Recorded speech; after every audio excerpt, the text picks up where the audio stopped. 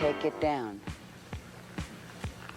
And 1, hold, 2, 3, hold it now, 4, very good, 5, 6, 7, doesn't that feel great? Come on, just relax. Again, 1, 2, 3, 4, and hold it, 5, 6, 7, 8, come up. What in the absolute hell are you even doing? My Richard Simmons workouts. Well, you look disturbing and kind of disgusting. Hey, you gotta go a long way before you start looking good. Well, you have a video you're supposed to be working on right Listen, now. I'll get to the video after I'm done with this. Alright, Captain Jazzercise, let's wrap it up. God, you really don't have any chill, do you? That's because getting you on task can be a full-time job within itself. Fine, I'll get into the video. When Doom the Dark Ages was announced, I was titillated, excited, I had chills, I had a massive erection, I was excited to play whatever this new Doom entry was going to be due to my love for Doom Eternal, Doom 2016, Doom 3 even. I saw this new Doom trailer where he's going in, fighting dragons and monsters, and he's got skull shard launching guns. I can't hide my excitement. I have a massive boner. I have goosebumps all over. I was so pumped when I saw this trailer. And with it coming out, I figured everyone else would share this excitement with me. But yet, the online universe is not as black and white as it seems. There is going to be people who hate everything that is announced, no matter what it is. And we have that hate here for Doom the Dark Ages. A lot of people, when they saw this initial trailer, had a very similar talking point. If they wanted to just go back to the medieval ages, why didn't they just do a new Quake game? Why didn't we just do Quake? That's in the Middle Ages. And what I find most entertaining about this take is the fact that Quake has been dealing with this take for a very, very long time. Because much as the online sphere likes to do, what they do is they look back at Quake 1 and they see pictures of it and they see that it has a dark fantasy aesthetic with a Lovecraftian tones intertwined with that, and they're like, oh, well, Quake was just Doom, but brown in the Middle Ages. So why would you make a new Doom game in the Middle Ages when that is not what Quake was? It hasn't been Quake since the very first entry. In fact, the second game decided to go in a completely different direction. Take things to space. Yes, I know, crazy. They decided, wow, we're going from Middle Ages to space. It felt very jarring, and there was a lot of discourse at the time deciding what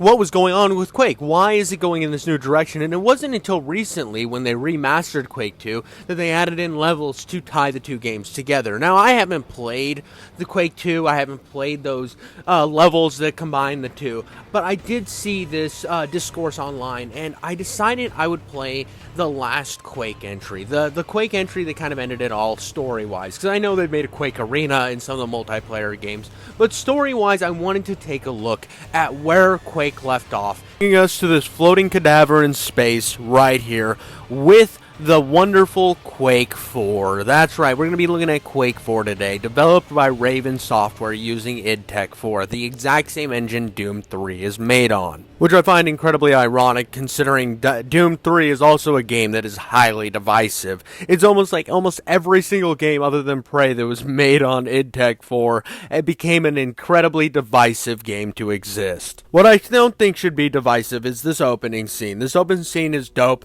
and if you don't like it, you're a weird person. I don't understand you. The fact that it starts with a floating dead body in space, to then a giant, like, armada of space marines showing up on the Strog's home planet. Right away establishing that this game is going to be your final attack. You know from the opening credits what this game is going to be. This is our full frontal assault against the Strog. It is setting the tone. You are a part of a group that is here to mean business. We are taking the fight to them. No more pussyfooting around. We are badasses and we're going to kick ass. And it's giving me almost Halo vibes.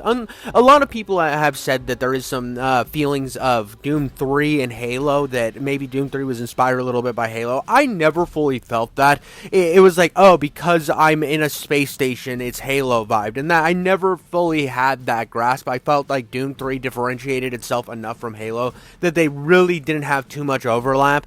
But this game, with the Marines that you're encountering throughout the game and how you're a part of a whole military force, it does have a lot of Halo Halo inspiration here. I think it would be amiss to say that it doesn't. Because even these Marines kind of talk like the Marines in Halo. When they're introducing you, you are a badass from this entire war. You have done some cool ass shit, I guess. And everybody's talking like, he is one bad motherfucker. Oh, you are a hard ass, aren't you? You know, it's like the typical like Marine jargon that Halo kind of pushed into the forefront of gaming. It has a lot of that like built into this game's dialogue, not to mention the fact that this game crash lands you, and it has a very Halo 1 feeling crash landing on a foreign planet. I know it's a ring in Halo, but it does have that same similar vibe that you're just waking up crash landed surrounded by Marines on an alien world. Now I know what you're thinking. Well, Halo 1 you weren't surrounded by Marines. Well, they were all dead. All the Marines were dead.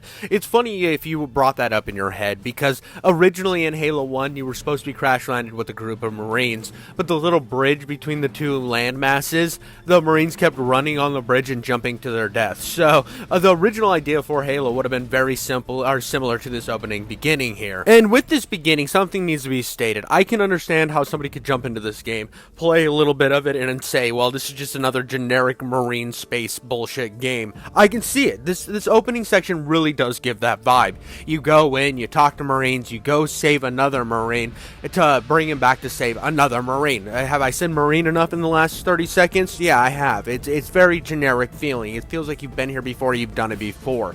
That is not what makes this game up, and I urge everyone who has, if you have played the first section of Quake 4 and you were like, it's just generic Space Marine bullshit, I urge you to go play it again. I feel like there's so much more to this game than just that. Even though Quake 4 does nothing to convey the fact that it isn't that, it is once you get a little bit past the initial bullshit of this game. Another thing I want to highlight about this early sections is you can feel the Doom 3 inspiration in almost every single sector of this game. I mean, even the cinematics do the pull away from the Marines, show the back of the head thing like Doom 3 did. It is very, very much inspired by the fact that Doom 3 exists. That was a cool game. Let's do that, but in our own twist. I like the fact that it doesn't feel like it's just a rehashing of Doom 3, but like an accompanied piece to Doom 3. So if you like that game, you can jump into this one and love it as well. I also think that though Prey 2006 really differentiates itself from this and Doom 3, it is also a great accompany piece to these games because it was made off of the same engine, and I think it holds up.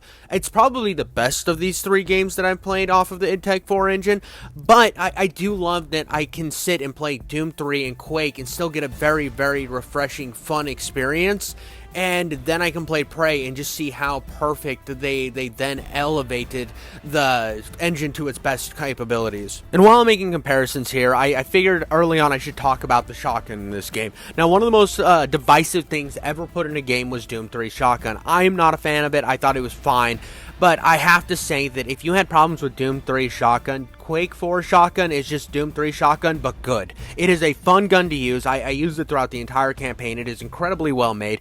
It looks so much similar to Doom 3 shotgun, causing an initial groan inside of me that I didn't know I still had a pent-up disgust with that gun. But when I picked up the shotgun in this game and saw it look like Doom 3's, I had oh god, we're gonna do this again. And the first Strogg I shot down with this baby, I realized this is a great shotgun, and why it's not talked about more as being badass, I have no idea. It is a fun gun to use. I use it throughout the entire campaign. Really well made. And in fact, the only gun that I didn't enjoy using in this first section was the pistol. I found the pistol to be a very generic and boring first opening gun. It felt a lot like Doom 2016's pistol, where I couldn't wait to throw that bitch into Satan's anus and never touch it again. It just wasn't fun for me. And that's my only real gripe with this opening section. Now, I did say that this could give an initial wrong direction vibe to anybody first time playing this game, and I could get that, but upon replaying the game for this video and trying to get the real feeling of this game back in, when I jumped in I thought, the beginning's gonna feel like a slog because it feels like a typical space shooter, with the context of the rest of the game and how this Strogg base becomes a character within itself throughout the campaign. I found myself falling a little bit more in love with every single section, from every little computer panel I hit to things firing open doors. Is it the most ingenious design ever? No. It's very go place, do thing, go to next place, do thing. But what I think it creates is a grander picture of what we're doing here, and I think that's missed a lot because a lot of people will play this game and then write it off forever.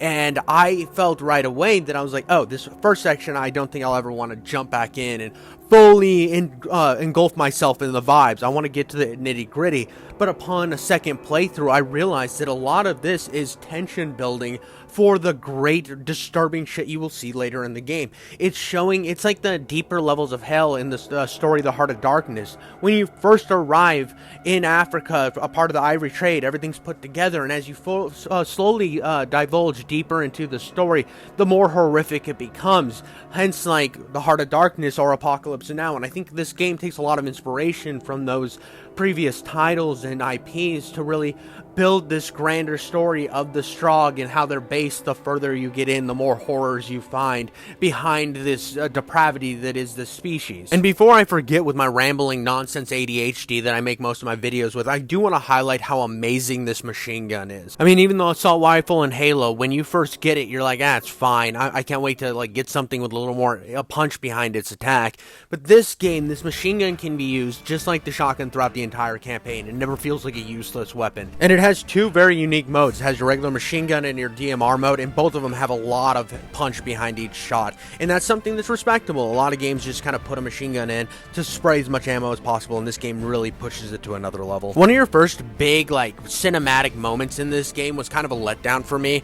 You have to blow up this door of this base, and you get in this giant, like, a space cannon to blow up this door, and I felt like it could have really been something cool, and, oh, I wish I could have shot other spaceships down, like, shot some giant Strogg ship into the ground, and then blown up the door, but now you just blow up the door with this really cool cannon that you never get to use again. I thought that was kind of a miss. It was cool in the moment, but the fact that I never see this again in the game is something that really sat weird to me, especially when a lot of the stuff that I've seen thus far in this early section upon replaying, you see constantly throughout the rest of the campaign, from the machine gun being good, the shotgun. A lot of the stuff that it sets up initially is like, oh, cool, I have badass stuff to use throughout this campaign. I mean, even the grenade launcher, it feels like the old Quake 1 grenade launcher. I was constantly using that thing, popping grenades around doors, and every weapon feels usable throughout the campaign. But some of the stuff that these ideas in this early game, I think, are cool, yet completely unnecessary. It's like your mom standing on the corner hooking every afternoon.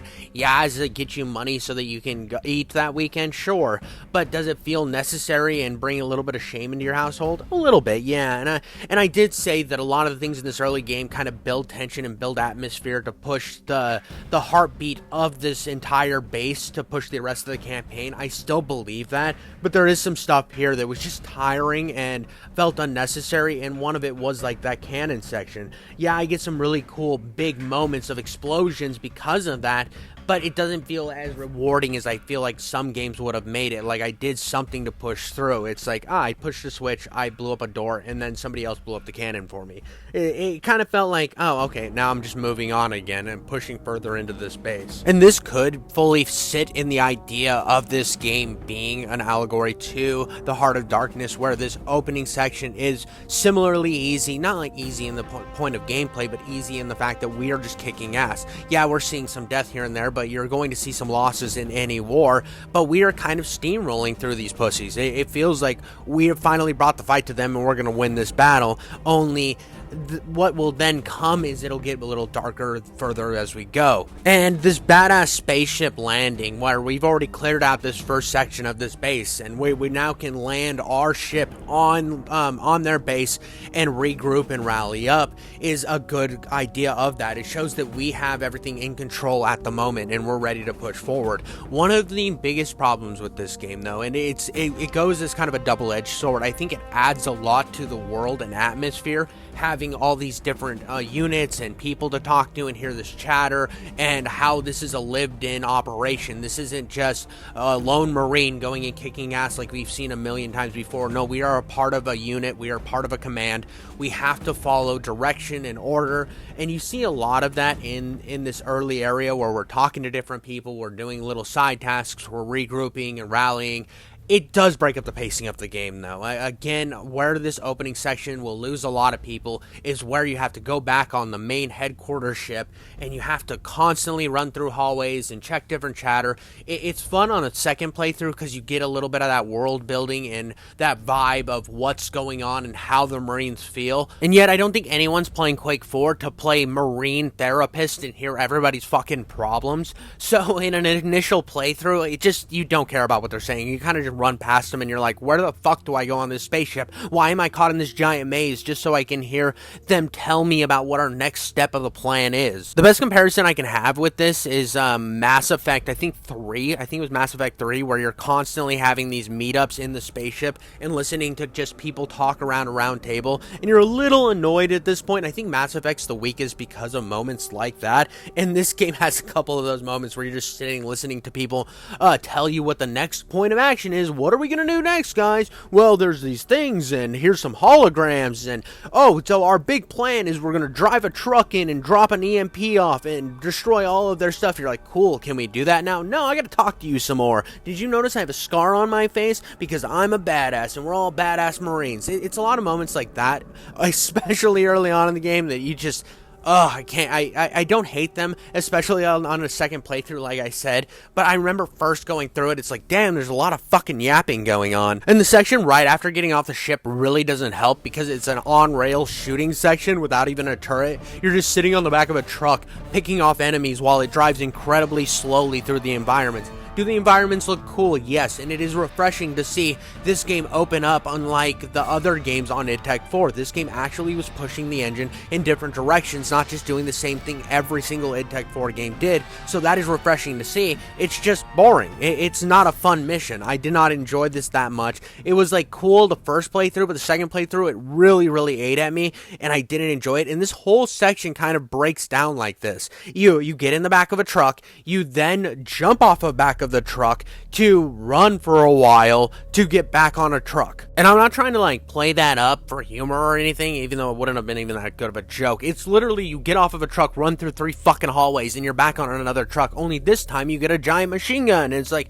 oh, so at least this time I have something other than my main firearm to have fun with. It's a little different, but it's not that great. This section felt like such a fucking drag, and it just kept going. You're just constantly shooting Strogg on the ground, and there is some decent moments of it. I mean, you get to one part in particular where you're shooting turrets off of a building, and while you're doing that, turrets are falling from the sky, you're getting attacked by the Strogg. It feels like you're in actual battle, and I thought that was pretty cool. But it still had the problem of you sitting in the corner of the room while you're watching your wife get plowed. It felt very cuck-like, because it could have been way cooler if I was driving the vehicle, only I didn't know yet how dumb that thought was until you get a little further in the game. But we'll hold that off a little bit. We'll take a little bit of a step back before I get into complaining about the driving in this game, because luckily the section between riding on the top of the turret to where you actually drive a vehicle, you get to do some fun stuff. You get to kill some fun things. It's amazing. You get introduced to the nail gun, which when you first get it is kind of slow and a little bit unassuming. I thought it was going to be a gun that I was disappointed by, especially with how much love I have for the nail gun in Quake 1. But throughout this campaign, you will run into people, and they will take your guns and upgrade them, and they will get much better throughout the campaign. I thought that was a cool addition to this, where you actually have somebody fixing your shit and upgrading it for you, creating a real progression through the campaign. Something that I thought needed to be highlighted. There's a lot of fun to be had in this middle section here. I thought that the fact that now you have a full arsenal of guns to really rotate through and have fun killing all these enemies, it's a very refreshing break from the stuff that we have been doing that I don't think we should have been doing to begin with. I think we should have had like maybe one turret section to get to this point. There was a whole riding on the back of the truck that could have been cut from this game, and I don't think the game would have hurt at all by cutting that. But one thing I do think is really cool about this area is it's really showing the movement and the way that this station feels alive and the design they put into it. You see it a little bit earlier on when you hit some of the panels and some of the floor moves, but I remember when this thing came out of the ground and twisted up and pops out monitors spiders and stuff. This looks cool, dude. This is what the type of stuff that this game highlights and should be highlighted because it's so cool. This feels like a real space station fucking battle base. I feel like it is important. But right after this, we get into a tank, and I hated this. The driving in this game sucks so bad. It's so hard to aim. Everything moves incredibly fast that you're trying to shoot, and the sensitivity, I don't know. I played this on mouse and keyboard and on controller, so both times, I think controller, it might be easier to control this vehicle. It's not great, but it's slightly better than mouse and keyboard, which I thought it would be the opposite when I was doing my second playthrough on my computer. I was like, oh, this game's gonna be way better. It's not. It just feels weird and worse somehow, and it didn't feel good on controller. This whole driving section just sucked. It wasn't that fun. I mean, the only cool part wasn't even the driving part. It's you pull into this open space, and a giant spider monster comes out of the ground. And the enemy design in this game is top tier. So anytime you're introduced to a new enemy, it feels awesome and badass, and you want your nipples to be pierced just to go through it. This opening cutscene to this giant spider creature that becomes like a mini boss fight is super cool. You're shooting its missiles out of the sky. You're giving it constant damage. It's a fun whole experiment. This whole thing I had fun with, even though it was very hard to control the tank and very annoying, knowing that if I was on my feet, I'd probably have a better chance of defeating it, even with the shitty weapons I have. Shitty in comparison to how big and armored this monster is. So if I were to shoot it with my normal badass machine gun, it no longer becomes badass. It becomes, I'm going to shoot this thing for 8,000 hours, because if a tank can't put it down in 5 minutes, and a machine gun's going to take 4 hours. But I still think I would have had more fun with 4 hours of shooting it on foot than driving this tank around. And instead of ending it there, they were like, no. You're going to fight 2 more of these spiders on a long hallway. And trust me, after you bought the first one and you got the allure of fighting it, you don't want to get close to another one. So the best choice of action here is just to stay from a distance and pop it with rockets and then be done with it. Luckily, the driving section ends after here, but I'm telling you, when I saw 2 more of these when I was playing on console, I was like, oh, and I tried to bum rush them and it just got my ass kicked. And when I played on PC, I just sat back and picked them off, which is the much better option. It just sucks that it was like, oh, here's the cool thing, now let's double it and give it to the next fucking loser. I wasn't the biggest fan of it, and I couldn't wait to be back on my feet running through these hallways. And the excitement's not just from getting out of a taint wagon of a tank, because this right here is where I officially got the Heart of Darkness references, because we finally got past the well put together parts of the operation. We are no longer kicking ass and taking names. We're seeing the atrocities of the Strogg put on display for everybody to see. I mean, literally, look right on the screen right now. They're using people as like monitors. No, I'm not playing on a high def screen. Screw that. I'm going to use skin of a human and plaster it over my wall just to put my Doom on display while I play at 4K gaming and look at skinned flesh. And it's not just the aesthetics of the area having the occasional corpse on display. You also start to see a pattern going on with the military operations. Things don't seem to be going as smoothly as they were before. You're starting to see a bit more opposition. You're also starting to see more Marines take some shafting up the anus. My anus is bleeding! I mean, of course, you do see Marines die and people in devastating situations before this, but up until this point, you really hadn't seen any of your major operations falter to the wayside. But upon bringing the truck to the place that you needed to get it to set off your giant EMP, one of those giant spider Strogg monsters shows up and absolutely ham blasts you. Yeah, I mean, nothing's more terrifying than you just chilling and a giant robotic spider tries to stick its legs right up your urethra. I mean, it does result in you losing one of your first main objectives and the loss of one of your close, beloved comrades. Oh no, he died! Ah, who am I kidding? He wasn't beloved. I barely even knew the son of a bitch. But I did notice this as a very huge change in the direction this game was going. It wasn't your typical space shoot-'em-up. It was a darker, more gritty thing, and that's why I started to feel the Heart of Darkness inspiration, or the Apocalypse Now inspiration, where you're not just another Space Marine doing Space Marine stuff. You are delving into the darkness of this group of the Strogg. And I thought that was an incredibly interesting way to do it. As the game progresses, the more horror horrors you find out. Nearly the opposite of what happens in Doom 3, where you start out with a very heavy-handed horror setting to then kind of move into your typical Doom-style shooter. This game starts out with the shooter and then starts adding in its body horror elements, and they are glorious. I mean, almost every enemy you start to see from this point on, you start to see with a different lens because you've been introduced to this grimy, human-spread skin thing, and you start to see that you're not this all-powerful Marine.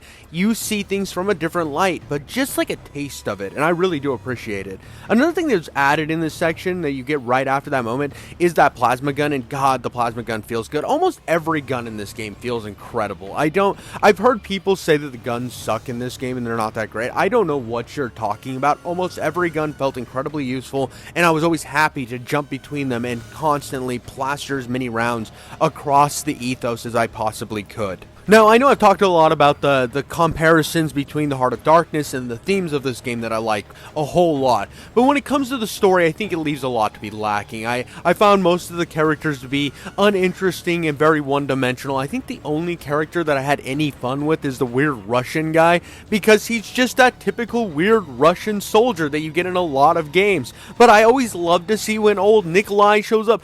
Oh, why'd you do this to me? Why are we in this situation? Why we put Nikolai in bad situation all the time? Because I'm Russian? I love him. And the fact that I'm going through all of this with his more tongue-in-cheek style while I'm seeing my body spread was just a very fun thing. And a lot of the stuff that you do for him is going and activating panels. Only this last one, you go to activate this last panel and you get ambushed by a couple of these badass. These things are so cool looking. They're giant, like, spider monsters, but not like the other giant spider monsters, because they more give me vibes of Prey 2007 or 6, I mean. When you have to fight your own girlfriend who's turned into a spider monster, they look very, very akin to that. Again, I love the enemy design in this game. I think it's so incredibly well done, and it really sets a fun pace. And I like that it just throws me in this little arena where I have to take them on. I enjoyed this whole section. I liked that the ambush was happening, and this whole time Nikolai is, or whatever his name is, I know his name's probably not Nikolai, but I'm going to call him Nikolai because he is the stereotypical Russian guy, but he's like, you need to get out of here, it is not safe, we need you to run away, Mr. main character, it is not safe, big monster come your way. And yeah, a big son of a bitch who looks just like these other spider ones, but with like more angst. Somebody dyed their hair black. Oh my god, you're totally edgy. And that's right, he is that edgy, because you can't even win this fight. He's got so much edge that this is one of those automatically lose type situations. We got a Dark Souls opening boss here, because around partway through the boss fight, he's gonna hit you with the Super Sucker 5000, and not the one your girlfriend gives you for being a good boy. No, he pulls you in, and now you are captured by the Strogg, and thus begins one of the most amazing, unforgettable experiences you will ever see in gaming. Because it's time we go through some goddamn Stroggification. Yeah, that's right. Every one of these enemies you've been fighting started out as a human. And goddamn does this cutscene bring the pain. And just to see what you might become by this little, like, sergeant monster guy cutting into you, it is one of the most gnarly, over-the-top scenes I've seen in video games. Period. This sits up there with your Gears of War 2 type footage. And trust me, Gears of War 2 rocked me to my core. But when I was sitting there watching myself go through this little train effect, and a saw cut my legs off, my toes curled, baby. I used to watch like the Saw movies and Hostel and stuff, because there's something about those torture porn movies that truly make me uncomfortable, and I get that ick. I get that, and I don't like it. And this game was able to do that to me. I like it in the fact that it puts real scares into me, and this is a very effective portion of this game for that effect. It's also a perfect representation of where you're at in the story. Now, I made the Heart of Darkness comparison, and now you've started to really peel back the layers. You're starting to lose your own humanity, and I love the fact that you now have a visual look at what you have become throughout the horrification of this game. On top of that, with another kick in the ass to a lot of games in this time period who were trying to do the Halo super suit thing, I think this is one of the most effective ways to put your main character in an overpowered suit that can utilize different things around the map, because now on, when you see little lungs on the wall. You can use them as health chambers and all sorts of cool stuff like that. But this is one of the few times I've seen a game where I was like, oh, cool, that's how he got in the suit. Because like Halo, you don't find out how he got in the suit until way later in the series unless you read the books. This game's like, I'm going to show us hack and jack up this guy all the way. And right before, the reason you're still you and you're not running around killing soldiers now is because right before they brainwash you, which brainwashing is some reason at the end of the whole torture scenario, I guess they want you to really be there witnessing the horrification of your body before hitting you with the one flew over the cuckoo's nest action. And if you didn't understand that reference, I can't do anything for you. But luckily it is at the end of the whole process, so your comrades are able to save you even though you're strogified. You're not, your mind has not been strogified, so you become the leading force against the Strogg themselves because you have the suit, you have the badassness, and you start to go on adventures with your own crew. Being kind of marooned, even though you need to get to the ship so doctors can look at you, you're marooned. And one of the greatest scenes ever then takes place. The one guy you're tagging along with, soldier number 7, gets absolutely destroyed by one of those weird sergeant monsters, and this is where the game starts to really amp up that body horror. I mean, yes, it was there before with everything you fought and everything you'd seen, but now you've hit that new layer. You have passed the first 2 layers of hell. You are in this new layer of absolute depravity, and you actually have your eyes open now to what these Strogg are, that they're just people. They're just people that skin is stretched over machinery. So you have this new appreciation for what you're killing and what you're seeing around all these environments, and the fact that it's like human lungs that are what heal you. It's just such a gnarly existence that you now find yourself in, and I love the direction this game has taken at this point in the story. I think that this is where this game really sets itself apart from a lot of the games at this time period that were trying to do that hybrid of Doom and Halo and just trying to do the popular thing. I think this game really wanted to pay homage to Doom 3, considering it is an id Tech game, and say, hey, we're going to do our own thing. We're going to give us more environments to mess with, more open spaces, and have a little bit better weapons, kind of fix some of the issues that people had with Doom 3, like the shotgun, and do our own thing, because Raven is one of the greatest developers to ever hit the scene. I mean, Soldier of Fortune is a fantastic game.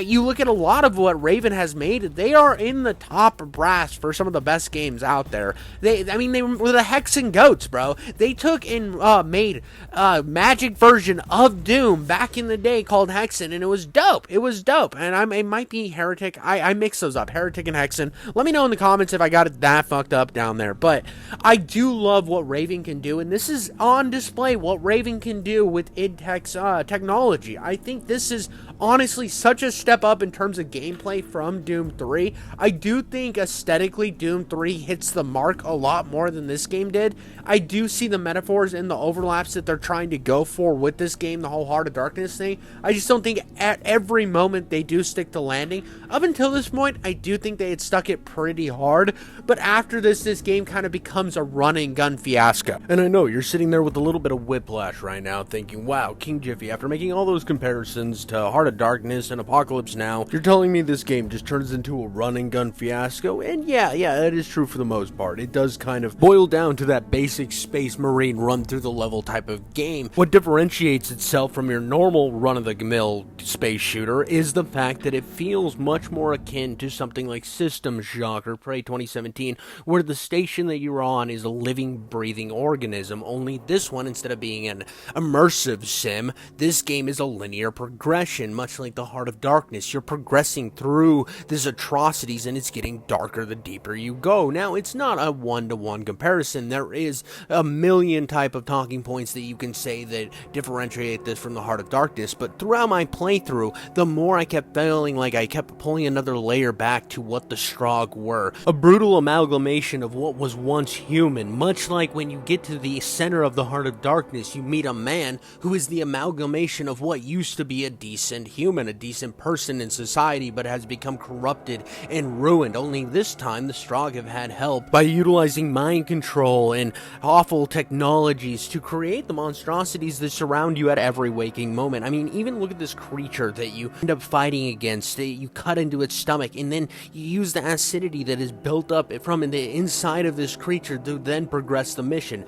That is grotesque, and I thought that the game had already kind of peaked on grotesque stuff when I saw my own legs get cut off, but that is straight up gnarly, only to crawl your way through almost a sewer of blood. That's where I get these full feelings of the Heart of Darkness, because it felt like every moment kept pushing toward this darker, deeper meaning. Now, I do think there are fumbles with this, of course. I'm not going to just sit here and then make comparisons to Heart of Darkness without admitting to the actual flaws throughout this campaign. The fact that the military people kind of feel one-dimensional and they don't really help the story along. And yeah, in Apocalypse Now, those characters were similarly one-dimensional, but I felt that there was stuff pushing me toward that eventual realization. In this game, it was a long, slow burn, and I connected the dots on my own through the gameplay and the atmosphere. I do feel that if the game would have helped me along in that discovery and really harkened in on different plot points and pushed the narrative in a better way, but it really doesn't do that. It just kind of, oh, go here, do thing, go here, do thing, and you make kind of the discovery on your own. And I feel like whoever was doing the main writing for this game had an idea and then just really never amplified it much more than here's design, here's cool stuff, here's good shooting, go have fun, it's grotesque, it's brilliant, and then they just kind of let the writing off to the wayside, which was kind of a typical thing in this era. It's not like I was expecting every game to be like Halo 2 or BioShock, where they had these deep narratives, but I would have been nice to see something like this, because this game kind of calls for that deeper narrative. It feels like it's begging to have a deeper, darker understanding, and I feel like this game would have been remembered in a much brighter light, even though it is utilizing the Strogg, and that already pisses off all of the Quake fans because they wanted to still be the Eldritch Horrors. But I truly do think that this game could have set itself apart from that and been its own great standing beacon in the line if they would have just really expanded the moments where you're dealing with the fact that you're Stroggified. I mean, there's moments in here where you walk through sensors and such to progress because of the fact that you are one of these creatures, and there's also moments where you run into your own companions who have been put through the same process, only they don't get the same luck that you got by being saved at the last second. They are about to get fully corrupted. One of the greatest reveals is one character that you couldn't save who helped you earlier on in the campaign. He has now been created into this giant monstrosity that you then have to put down. It's where these moments are really incredible. I just wish there was a little more impact behind it, because I can't even remember this Marine's name. I couldn't remember this Marine's name when the boss fight reveal happened. I thought it was cool. I was like, oh no, that was the guy I was running with after I got Stroggified. Oh, it's sad to see that he's become that, but there's no real hard impact. I wanted that hard impact because I feel like there's so many great things going for this game. If they could have just tweaked the narrative just a bit, a lot of these moments could have been really hard hitting, like a game like Prey. When you find out that your girlfriend has been turned into this monster, it's a hard hitting moment. I felt that that was a defining moment in the game, because it wasn't this winning tale like you thought it was. It wasn't saving the princess. The princess wasn't there to be saved. She was there to be put down and to be put to rest, because there is no happiness. And this game has those vibes because you're entering the Heart of Darkness, but I just don't think it ever really puts the emotional weight behind these impactful moments. That critique out of the way, I really want to highlight the fact that this is still a very good game, and I don't understand where a lot of the hate comes from, because throughout the game, with the gun progressions and almost everything pushing you toward the end, I never really felt like there was a lull moment, a moment where I felt the game had lost me in the gameplay or in its actual objectives. I always felt like getting from point A to point B was always a very fun time. I mean, constantly throughout the campaign, you were going to be touching base with these other soldiers, where they not only will brief you on your next stages of the mission, but they'll also give you upgrades to your weapons, so you feel like every weapon stays consistently good throughout the campaign, except for the starting pistol. The starting pistol just sucks. It's just a garbage weapon. And also, the enemy design in this is just top tier. From the big boss monsters that will attack you in elevator shafts to just the basic ones that attack you here and there on every level and every hallway. I always felt like they were incredibly well made. Some of them were a bit repetitive, but they were fun enough to shoot where you started to identify them as different threat levels, whether it was just your basic goon to your semi-tough boss-like enemy to even the ones that would pop out of nowhere and you knew special weapons did special damage to them. It was constantly a fun rotation that I never felt like I was getting bored, and when I did feel like, okay, I've seen enough of this enemy, they would throw a new enemy in my wake. And the same goes for weapons. I always felt like I was getting getting constantly new weapons. It wasn't like they front-loaded the game with every weapon. Throughout the campaign, I was constantly getting new stuff and new things to keep me pushing forward, as well as I found the boss fights incredibly engaging. Some of them were just your basic run-of-the-mill shoot boss until it dies. They felt bigger than life and actual fun, giant game experiences. I mean, even the one where you fight the Marine who is turned into a Strogg, he's running through the arena, charging up on getting more health, which, yes, partially prolongs the boss fight longer than it should have lasted, but I still felt like it was a cool mechanic where I was having this big fun moment in a brawl out with somebody I should have cared about. And even the boss fight that just was portrayed on screen, it was in a big open area, where this game, I think, utilizes the open areas a lot better than almost every other